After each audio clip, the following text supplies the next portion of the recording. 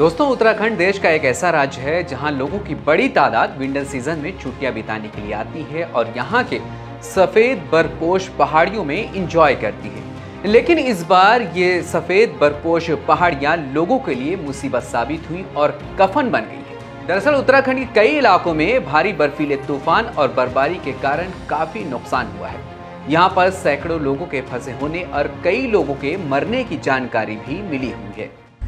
We are at Mana, the site of the unfortunate incident yesterday, where on 28th February at 7:15, 8 containers containing the GREF contractors' labor were trapped in an avalanche. During the avalanche, 22 persons possibly had escaped and gone towards Badrinath. 14 were recovered today morning after working throughout the night. This area is cut off from Joshimath by almost 20 kilometers of road being covered with snow and landslides. वहीं CM Pushkar Singh Dhami ने चमोली के माना गांव में जो rescue operation चल रहा था उसका जायजा लिया और उसके बाद एक प्रेस कॉन्फ्रेंस करके रेस्क्यू ऑपरेशन का जो करंट स्टेटस था उसको बताया। उन्होंने अपने प्रेस कॉन्फ्रेंस में ये जानकारी दी है कि सभी फंसे हुए लोगों को रेस्क्यू किया जा रहा है।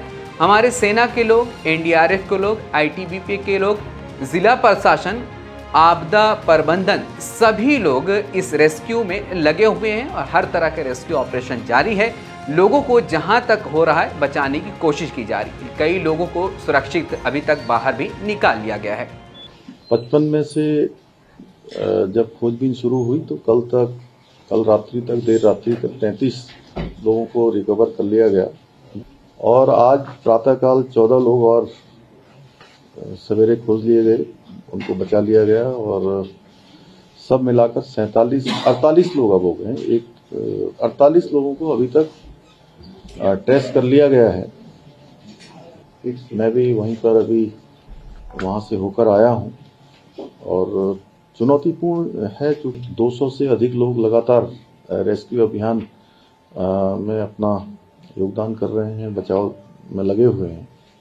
इसमें सेना के लोग हैं, आईटीबीपी के हैं, एनडीआरएफ के हैं, बीआरओ है, आपदा प्रबंधन के लोग हैं, अग्निशमन वाले हैं, हमारी पुलिस है, खाद्य विभाग के लोग हैं, स्वास्थ्य विभाग के लोग हैं, वायुसेना, थल सेना, सभी उस पर अपना काम कर रहे हैं। हेलीकॉप्टर भी पर्याप्त मात्रा में हैं। चमोली में बर्फीले तूफान के बाद रेस्क्यू में काफी चुनौतियां सामने आ रही। वजह इसकी ये है कि वहां पर अभी भी काफी तेजी के साथ बर्फीली हवाएं चल रही हैं, जिसकी वजह से लोगों को रेस्क्यू करने में काफी मुश्किलात आ रही हैं। मौसम की चेतावनी के चलते हेली सेवाओं में भी बाधा पहुंच रहा है। राज्य सरकार पूरी तरह से घटना पर नजर बनाए हुए है और प्रशासन अलर्ट मोड पर नजर आ रहा है। सीएम पुष्कर सिंह धामी खुद हवाई सर्वेक्षण करते हुए नजर आ रहे हैं। ये तस्वीर चमोली के माना गांव की है, जहां एवलॉन्च के बाद फंसे मजदूरों को निकालने के लिए भारतीय सेना के जवान रेस्क्यू ऑपरेशन करते हुए बिल्कुल नजर आ रहे हैं। सोशल मीडिया पर भी इस तरह की कई वीडियोस हमारे सामने वायरल होकर आ रही हैं, जहां पर तूफान में कई लोग फंसे हुए नजर आ रहे हैं। उनको रेस्क्यू करके जो सेना के जवान हैं वो उनको रेस्क्यू कर रहे हैं। इस तरह की जो वीडियोस सोशल मीडिया पर वायरल हो रही हैं उसको देखकर लोगों में कहीं ना कहीं दहशत पैदा हो रही। लोग अब उत्तराखंड जाने के बारे में जो उनका इरादा था उसको तर्क कर रहे हैं। इस तरह का एक वीडियो काफ़ी तेज़ी के साथ सोशल मीडिया पर वायरल हो रहा है, जिसमें बर्फ़ के नीचे दबे हुए एक कंटेनर नज़र आ रहा है। उस कंटेनर में कई मजदूर बताया जा रहा है कि सो रहे थे।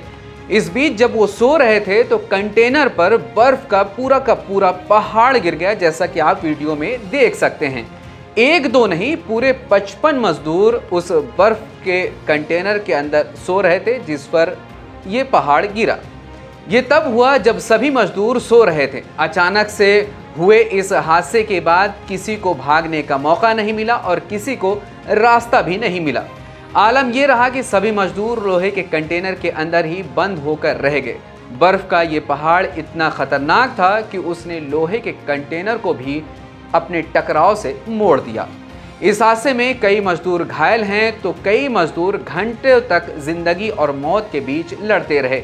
इसके बावजूद राहत और बचाव के कार्य में लोगों को बाहर निकालने का काम जारी रहा। बताया जा रहा है कि अब भी 6 मजदूर इस बर्फ में दबे हुए हैं। वहीं चमोली में भी बर्फ का पहाड़ गिरने से कई मजदूर बर्फ में दबे हुए बताए जा रहे हैं, जिनमें से 50 को अभी तक बचा लिया गया है, जबकि अब भी इस बर्फ के पहाड़ के नीचे 5 मजदूर दबे हुए बताए जा रहे हैं। उनको भी निकालने की कोशिश जारी है।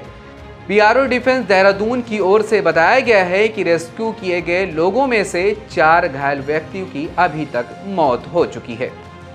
इस वक्त पूरा उत्तराखंड आसमानी मुसीबत की चपेट में है। फिलहाल इस मामले में केंद्र और राज्य सरकार सक्रिय तरीके से नजर बनाए हुए है। अब देखना यह है कि उत्तराखंड के लोगों को इस मुसीबत से कब और कैसे निजात मिलती है।